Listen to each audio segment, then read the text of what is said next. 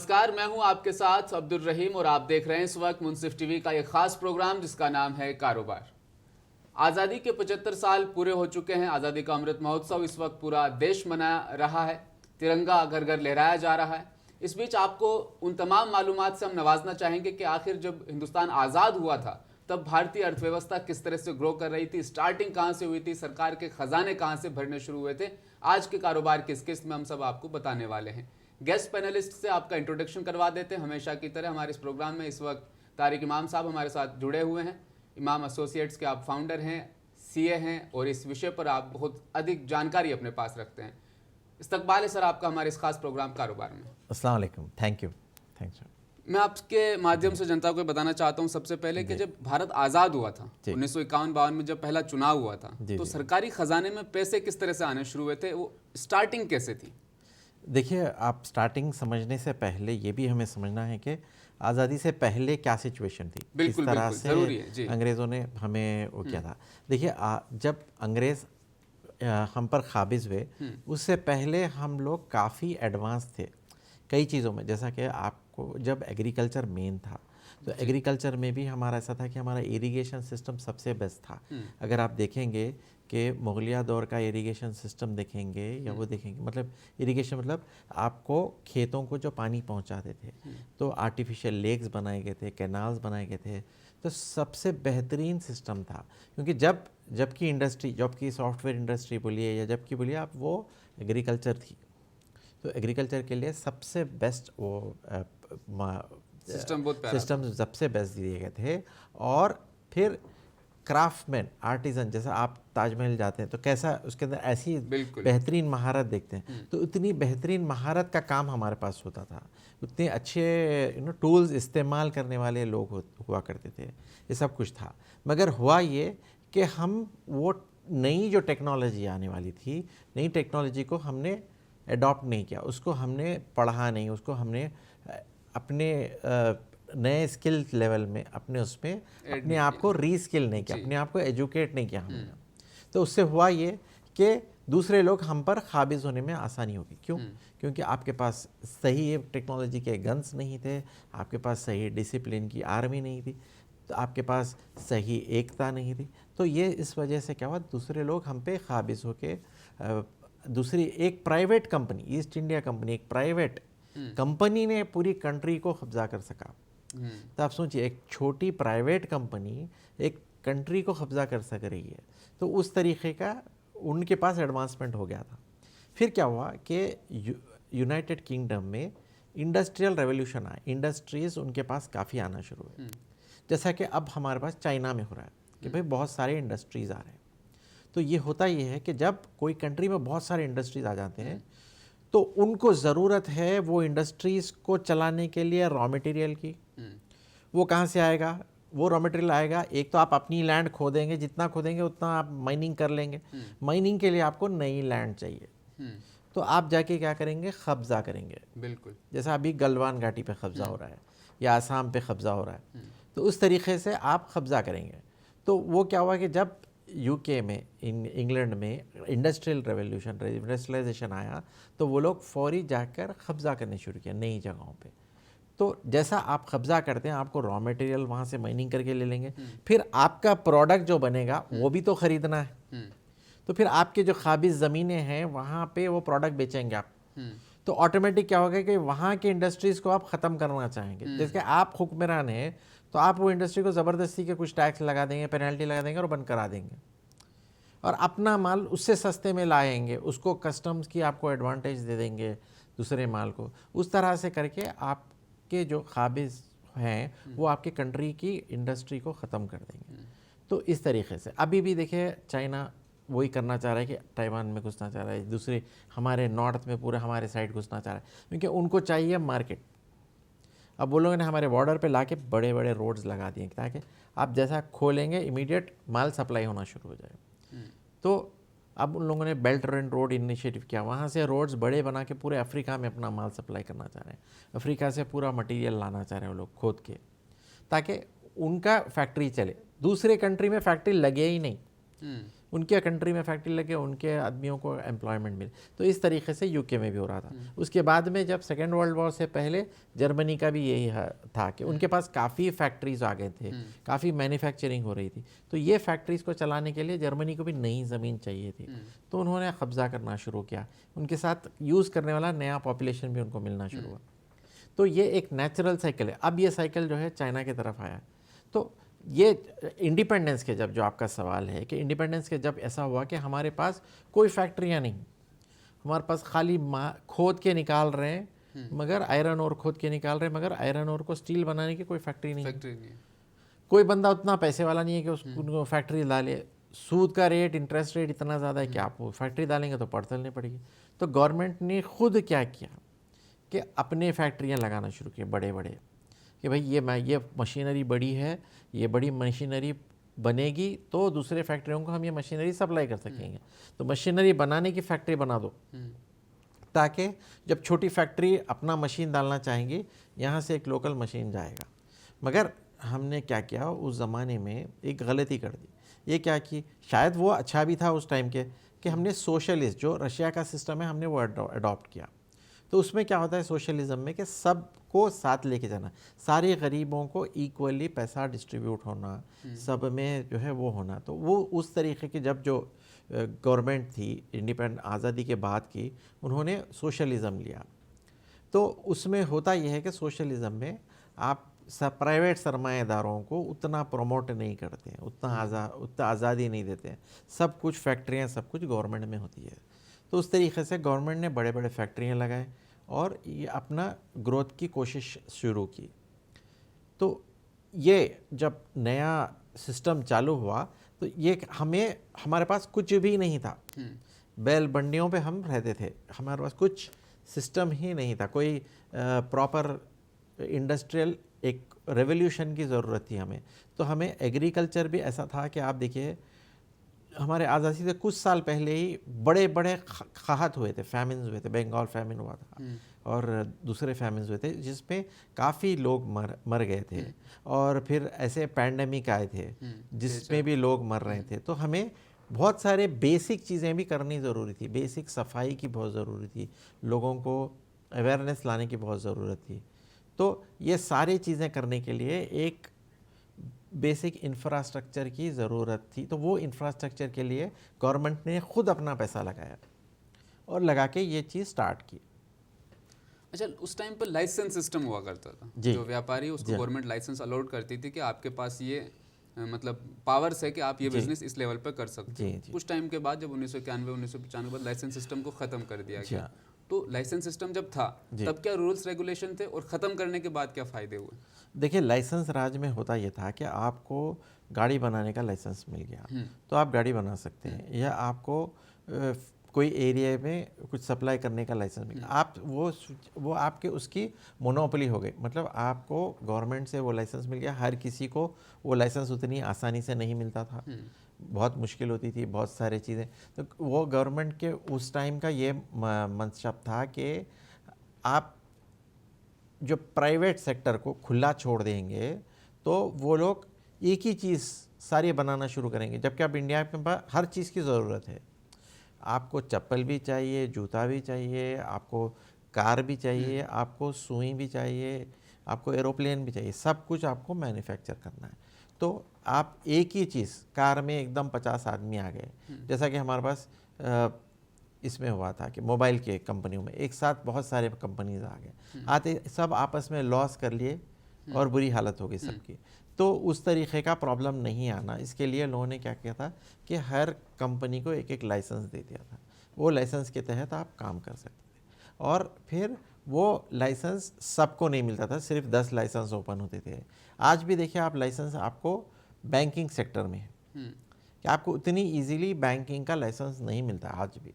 आप कई लोग अभी भी अप्लाई करते हैं मगर उतनी इजीली बैंकिंग का नहीं मिलता, क्योंकि उसमें फिर एक मसलियत है गवर्नमेंट की कि भाई आप कोई भी बड़ा कॉरपोरेट हाउस लाइसेंस ले लेगा, लोगों से बैंक बोल के पैसे वसूल करेगा और फिर डूब जाएगा या भाग जाएगा, कंट्री छोड़ के भाग जाएगा, तो मुश्किल हो जाएगी। इसीलिए लाइसेंस बहुत देख समझ के देते हैं और बहुत कम देते हैं लाइसेंस।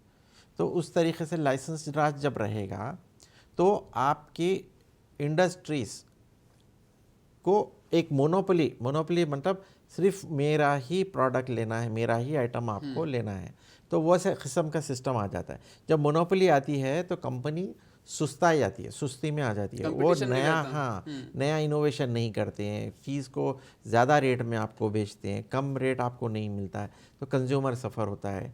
फिर इनोवेशन नहीं हुआ तो आपका कंट्री क्या होता है, फिर बैकवर्ड हो जाता है। बिल्कुल, जैसा कि आप पहले बैकवर्ड होने से आपके ऊपर कब्जा हुआ था, फिर आप वापस बैकवर्ड हो जाते हैं।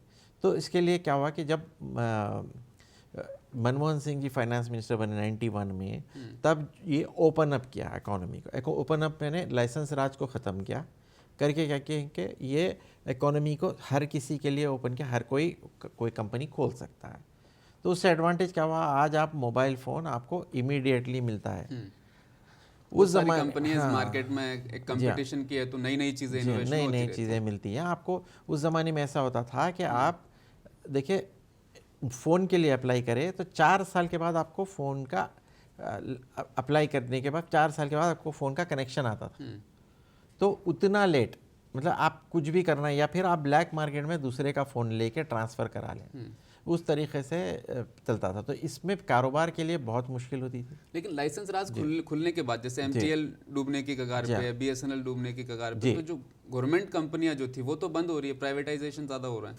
जी देखिए क्या होता है ना, आप गवर्नमेंट कंपनी इसलिए बंद होती है क्योंकि पहले उन्होंने पहले का सिस्टम देखा है कि भाई आप चलाओ या नको चलाओ, आपको इतने पैसे आ जा रहे हैं। आप जो है BSNL का फ़ोन आपका ख़राब हो गया, आप एक हफ्ते तक 15 दिन तक कोई आके बना नहीं रहा है, रिपेयर नहीं हो रहा। अगर आपका एयरटेल का फ़ोन ख़राब, सिम कार्ड ख़राब हो गया और आपको नहीं मिल रहा है, तो आप 15 मिनट भी नहीं ठहरेंगे, आप दूसरा ले लेंगे, क्योंकि आप उसको, आपके पास ऑल्टरनेटिव चॉइस है। जब आपके पास चॉइस नहीं थी, आपको अगर फ़ोन ख़राब हो गया 15 दिन तक, तो आपको खामोश बैठना पड़ा, 15 दिन तक कुछ नहीं कर सकते थे। अच्छा, आपने बैंकिंग सिस्टम की बात की। अभी बैंकिंग सिस्टम बहुत इजी है। अभी हम यहाँ बैठे बैठे अपना अकाउंट बना सकते हैं, बैठे बैठे हम ट्रांसफ़र कर सकते हैं। पहले के टाइम पे मैं जानना चाहूँगा बैंकिंग सिस्टम कितनी मुश्किल थी। जी देखिए, पहले के टाइम पे बैंकिंग सिस्टम में प्रॉब्लम्स बहुत ज़्यादा थे। एक तो एक क्लैरिटी नहीं थी, एक इंटरेस्ट रेट्स बहुत हेवी हुआ करते थे। इवन आज आप देखें तो स्प्रेड कहते हैं ना, स्प्रेड मतलब क्या होता है कि बैंक है, बैंक आपसे एफडी पे कितना लोन इंटरेस्ट दे रही है। एफडी पे आपको 5% दे रही है। वही अगर आप जाके बिजनेस लोन लेना चाह रहे हैं तो आपसे 12% ले रही है इंटरेस्ट, जबकि 5% पे पैसा ले के पब्लिक से 12% पे दे रहे। तो इनके पास प्रॉफिट कितना हो गया, 12 माइनस 5, 7% इन्होंने अपने साथ रख लिया। तो 6 to 7% स्प्रेड बहुत बड़ी चीज़ है। ये स्प्रेड कम होना चाहिए। ये जितना आपको ये स्प्रेड कम होगा, मतलब बैंक अपना मार्जिन कम रखेगा, ऑटोमेटिकली कारोबार को कम पैसों में मिलेगा और जो डिपॉजिटर है उसको ज़्यादा डिपॉजिट के पैसे मिलेंगे। अब बीच में हो रहा क्या है, बिचौलिया जो बैंक है वो बैंक खा ले रहा है। तो ये होता ये था कि पहले जब आप आज़ादी के बाद में ये साहूकार हुआ करते थे ज़्यादा, आप साहूकार के पास जाके लेते हैं तो ह्यूज हेवी इंटरेस्ट चार्ज करते हैं साहूकार। अब देखिए कई मूवीज़ ऐसे बने थे कि साहूकार लूट लिया है, सारी ज़मीन खा लिया, वो कर लिया, तो वो सच्चाई थी उस ज़माने की। आज भी अगर आप दूर दराज एरियाज़ में जाएंगे तो ये साहूकार सिस्टम चलता है, ब्याज पे ब्याज लगता था, चक्रवर्ती ब्याज, बहुत ज़्यादा ब्याज, और आपको पैसा देने से पहले ब्याज काट के देते थे। तो आप ब्याज काट के जब देते हैं तो वो ब्याज ऑटोमेटिकली बहुत बढ़ जाता है परसेंटेज, और फिर आपकी कंपाउंडिंग जो होती है, मतलब महीने पर महीना आपको अगर इंटरेस्ट आपने वापस नहीं किया तो इंटरेस्ट के ऊपर इंटरेस्ट लगेगा। तो उस तरीके से बहुत मुश्किल हुआ करती थी। वक्त है फिलहाल एक छोटे से ब्रेक का। ब्रेक के बाद भी बातचीत का ये दौर इसी तरह से जारी रहेगा। ब्रेक के बाद फिर से स्वागत है। बातचीत का ये सिलसिला अब हम शुरू करते हैं। अभी लोन सिस्टम बहुत ईजी है। आप गवर्नमेंट से या किसी भी बैंक से आप जितना लोन चाहे, जैसे चाहे, जो कंडीशन है उसके अकॉर्डिंग आप ले सकते हैं। पहले लोन सिस्टम ईजी था। मैं कोई स्टार्टअप करना चाहता हूँ, 70s की बात है, तो मैं बैंक के पास जाऊँ लोन लेने के लिए, तो अभी के कंडीशन और पहले के कंडीशन सेम। देखिए आज क्या है, बटन प्रेस करने से आपको लोन मिल जाता है। आप कई ऐप्स है जिसमें आपको लोन मिलता है, या फिर आपको बैंक्स ऐसे प्री अप्रूव लोन रहता है आपको। पहले का सिस्टम ऐसा नहीं था। पहले सिस्टम ये था कि आप पहले तो चक्कर मारिए एक लोन, अगर आप खुद से लोन लेना चाह रहे हैं तो आपको बैंक के चक्कर मार के अपनी चप्पलें घसी जाती थी, तब तक भी लोन नहीं मिला करता था।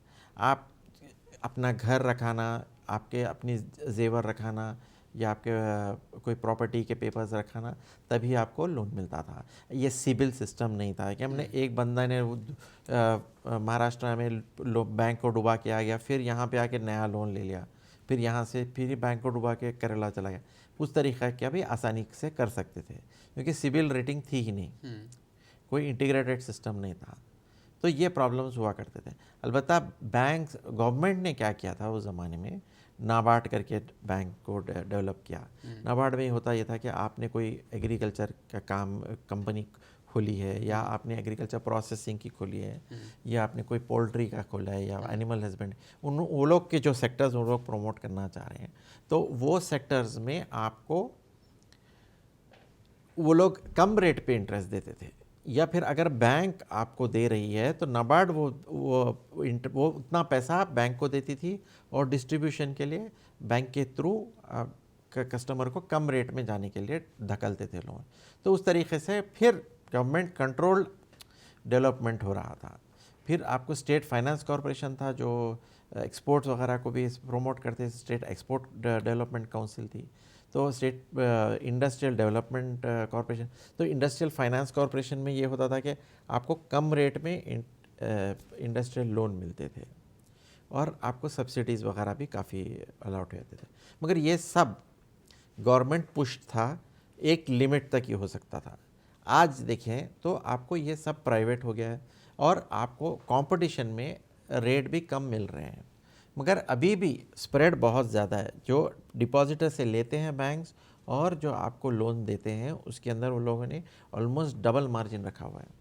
वो मार्जिन कम होना बहुत ज़रूरी है, तभी आपको इंडिया का डेवलपमेंट होगा। अगर आप वो जो स्प्रेड कम करेंगे, अगर आप डिपॉजिटर को इंटरेस्ट ज़्यादा मिलेगा, और जब कंपनी वाले को, इंडस्ट्री वाले को दे रहे हैं तो कम इंटरेस्ट में देंगे, और बीच में आप मार्जिन, बिचौलिया मार्जिन आप कम रखेंगे, तभी आप मज़ा आएगा। बिल्कुल सही। बैंक के बाद स्टॉक मार्केट की बात करते हैं जी। बहुत घपले हुए थे उन सालों जी, में, जी, लगातार बड़े बड़े स्कैम हो रहे थे। जी। अभी स्टॉक मार्केट में बहुत ट्रांसपेरेंसी आ चुकी जी है। हाँ। अभी हम अपडेट बैठे बैठे ले सकते हैं। पहले रेडियो से अपडेट मिला करती थी, या जिनके घर में टेलीविजन है, या बहुत मुश्किल होती थी कि शेयर मार्केट में क्या रेट्स चल रहे हैं। तो क्या डिफरेंसेस थे और कितना मतलब मुश्किल था उस वक्त? देखिए, उस ज़माने में मैंने शेयर मार्केट में ट्रेडिंग की, बहुत प्रॉब्लम होता था। आपका जो ब्रोकर है वही आपको लूट लेता था। किस तरीके से? देखिए, आपको डे का हाई है, डे का लो है। जब आप ख़रीदने जा रहे हैं, दे रहे हैं, तो ब्रोकर आपको हमेशा ये बोलता था कि मैंने डे हाई पे ख़रीदा है। आपका समझिए मार्केट पे स्टॉक है 1000 रुपये का, डे हाई पे ख़रीदा है। फिर आप अगर वही दिन बेचे हैं तो वो बोलता था कि मैं डे लो पे बेचा। अगर 800 रुपये में डे लो था तो वो बोलेगा कि मैं डे लो में, हालांकि वो बेचेगा तो डे 1000 पे ही, मगर बोलेगा मैंने 800 पे बेचा।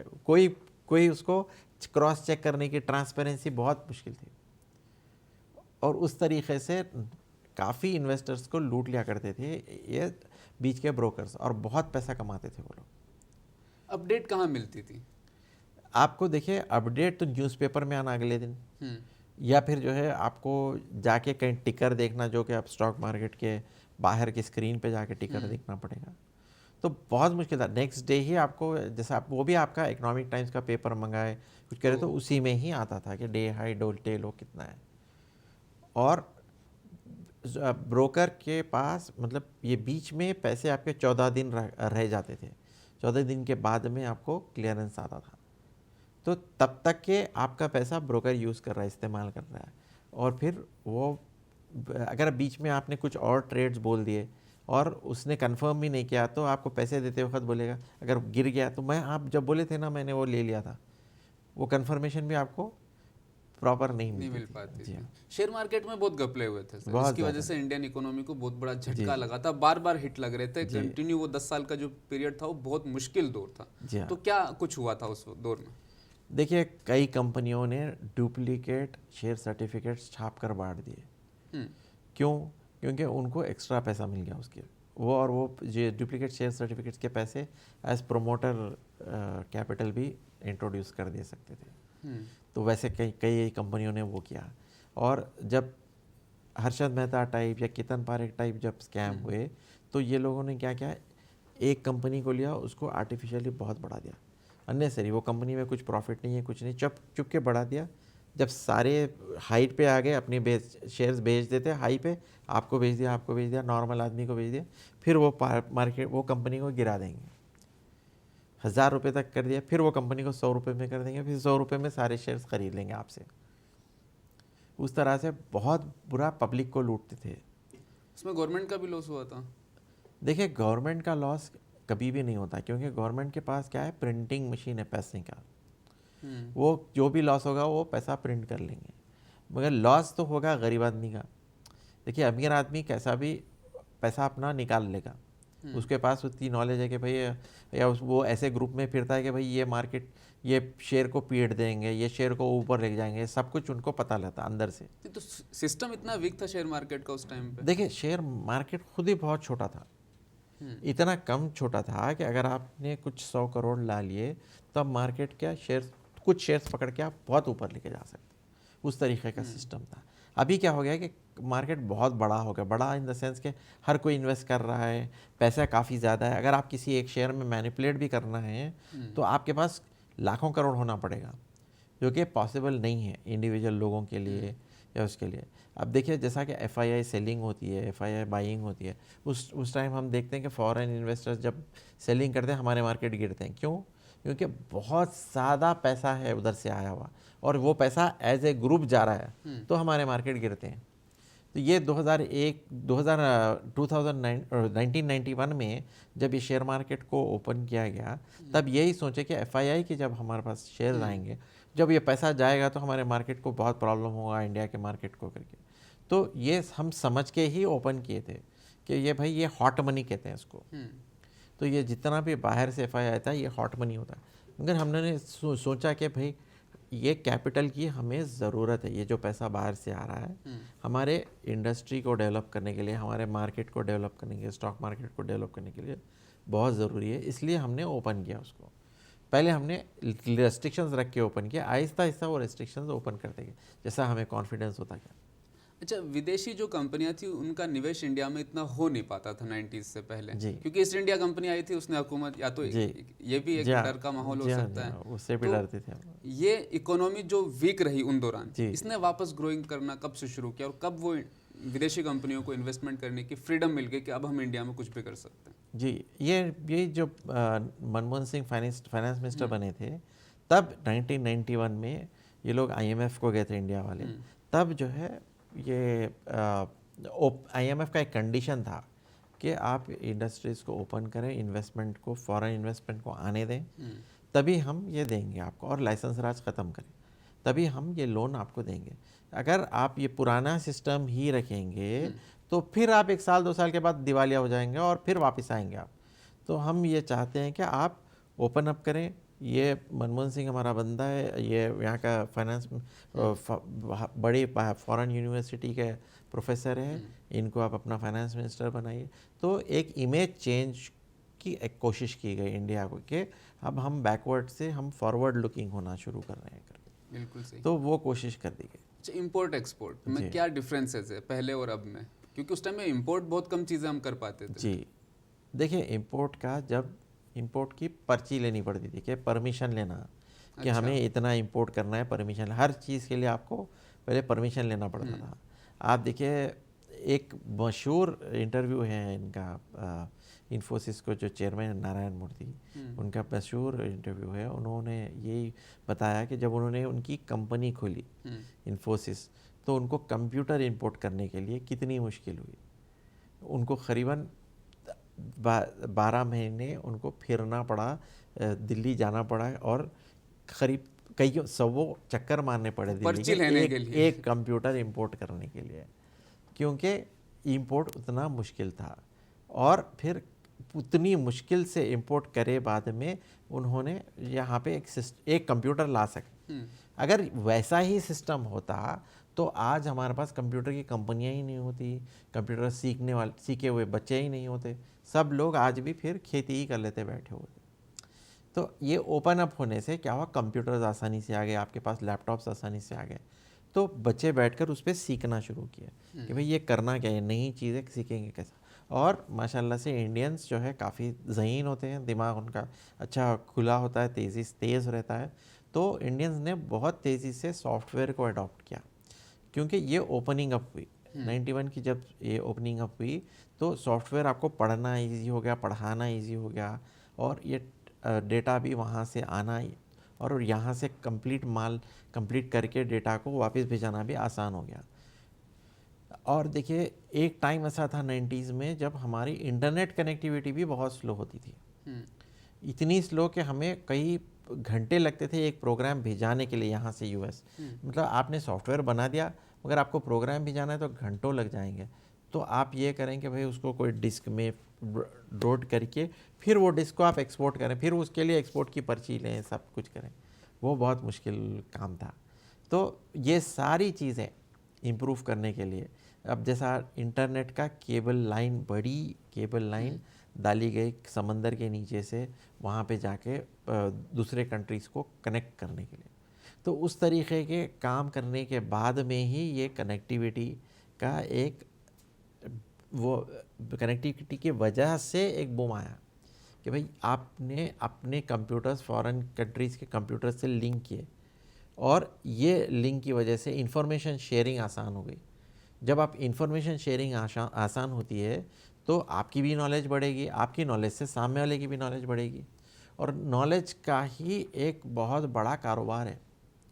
अब इंडिया जो है बेसिकली नॉलेज के कारोबार में अगर आप देखें तो आप जब इंडियंस के पास इतनी नॉलेज आ रही है और इंडियंस इसको ग्रास्प करके, इसको अडॉप्ट करके, इसको इम्प्रूव कर सक रहे हैं, तो फॉरेन कंट्रीज़ जितने भी वर्ल्ड के कंट्रीज़ हैं ये लॉन्ग टर्म में इंडिया के तरफ देखेंगे कि हमें कुछ भी नॉलेज का कुछ चीज़ होना है या कुछ एडवांस टेक्नोलॉजी होना है तो हमें इंडिया से लेना पड़ेगा।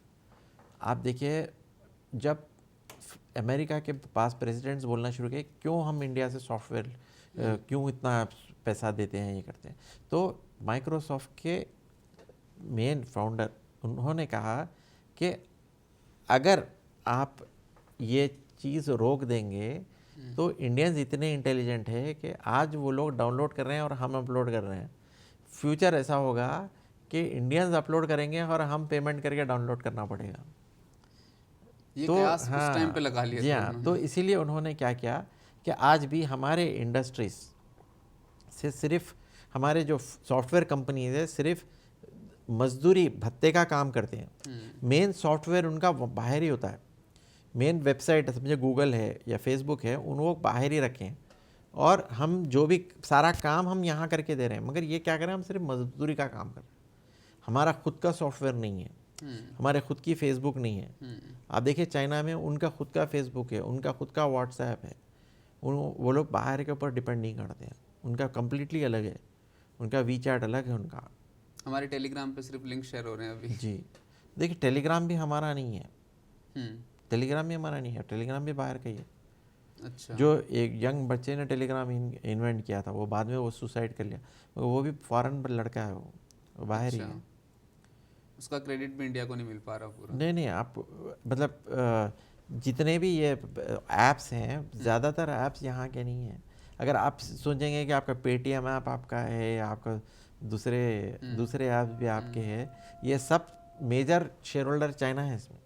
Share holder China? जी हाँ, मेजर शेयर होल्डर, मेजर पैसा चाइना ने लगाया और ऐप फिर उनका ही है। अच्छा, इंडियन इकोनॉमी की हमने बात की, बैंकिंग सिस्टम, स्टॉक मार्केट, सबसे अहम सवाल जी, उस टाइम पे रोजगार बहुत थे जी, चाहे मैं सरकारी रोजगार की बात करूं, सरकारी नौकरियों की भर्तियां निकलती थी, हम तो यहाँ तक सुनते हैं कि लोगों को पकड़ पकड़ के रोजगार दिए जाते थे कि आप आर्मी में काम करिए, आप यहाँ काम करिए। प्राइवेट कंपनियां इतनी नहीं थी, लेकिन अभी जो इंडिया ट्रेवल कर रहा है सबसे ज़्यादा इंडिया में रोजगार नहीं, बेरोजगारी की संख्या लगातार बढ़ती जा रही है। तो ये डिफरेंस कैसे, मतलब डिसबैलेंस कहाँ से शुरू हुआ? देखिए ये होता ये है कि अगर आप एक तो हमारा पॉपुलेशन काफ़ी तेज़ी से ग्रो हुआ, तो और ये पॉपुलेशन एजुकेट हो गया, पढ़ लिया इन्होंने। तो पहले क्या था, आपको पढ़ाई भी नहीं थी, वही खेती में आप जो है खेती में काम किया करते थे। आज आप बच्चे जाके पढ़ रहे हैं या फिर जो है कुछ काम के लिए बाहर निकल रहे हैं, तो पॉपुलेशन का मूवमेंट भी आसान हो गया। पहले क्या था, बेरोजगारी सिर्फ बिहार में थी या बेरोजगारी सिर्फ उत्तर प्रदेश में थी, और दूसरे एरियाज़ में आपको उतना ज़्यादा प्रॉब्लम नहीं। तो अभी क्या हो गया, उत्तर प्रदेश के और बिहार के लोग आसानी से ट्रैवल कर सक रहे हैं, फ़ोन पे अपने फैमिली से बात कर सक रहे हैं, तो वो लोग आसानी से घर से दूर भी रह सक रहे हैं। तो वो लोग शिफ्ट होके दूसरे सिटीज़ को, स्पेशली नॉर्थ से साउथ को आके काम कर रहे हैं। तो साउथ में अगर आप देखें तो साउथ का आपको बंदा नहीं मिलेगा, लेबर नहीं मिलेगा आपको काम करने के लिए, लेबर भी आपको सारा नॉर्थ का ही लेना पड़ेगा। तो इस तरीके का जो पॉपुलेशन माइग्रेशन हो रहा है उसकी वजह से भी आपको ये हो रहा है कि यहाँ का जो बंदा है उसको बराबर काम नहीं मिल रहा। आप जैसे एक नाई ले लिए, एक हजाम का एडवांटेज एग्जाम्पल ले लिए। पहले क्या होता है, हजामों का एक एसोसिएशन होता था, नाई एसोसिएशन, अभी भी है, मगर उसका पावर ख़त्म हो गया क्योंकि अब बाहर के बच्चे आ रहे हैं, अच्छा कट कर रहे हैं, उससे ज़्यादा एडवांस तरीके से कट कर रहे हैं, दूसरे स्टेट्स के आ रहे हैं। तो यहाँ के जो लोकल बंदे हैं जो पहले के सिस्टम में करते थे आपको, अब लोग वो नहीं पसंद कर रहे हैं। भाई वो पहले तरीके से कंघी आपको मार मार के कान को लाल कर दिया उसने, या फिर जो है चरपटे मार दिए, वो सिस्टम अब नहीं रहा। तो वैसा हर चीज़ में एडवांस हो गया। तो आपको क्या हुआ, टेक्नोलॉजी भी, नई टेक्नोलॉजी आ गई। अगर लॉन काट रहे हैं तो आप 4-5 आदमियों को लगाना पड़ता था, एक खेत काट रहे हैं तो आपको 25-30 आदमियों को लगाना पड़ता। आज एक ट्रैक्टर फिरेगा, 2 घंटे में पूरा खेत को जो पूरा नागर मार के चला जाए। तो टेक्नोलॉजी की वजह से भी आपको अनएम्प्लॉयमेंट काफ़ी बढ़ता है। अच्छी आपने मालूमात हमारे दर्शकों के साथ में शेयर की, बहुत बहुत शुक्रिया। बहुत सारे ऐसे सवालात हैं जो अब भी बच जाते हैं, वक्त की कमी से हम उनको पूरा नहीं कर पा रहे हैं। आइंदा एपिसोड में ज़रूर उन सवालात को भी ज़रूर शामिल करेंगे। आज कारोबार की इस किस्त में जितने भी हमने बातें की, कहीं ना कहीं ज़रूर आपके फ़ायदे में चीज़ें रहेंगी। तो कारोबार की आज की इस किस्त में फ़िलहाल इतना ही। मैं लेता हूँ आपसे इजाज़त। नमस्कार।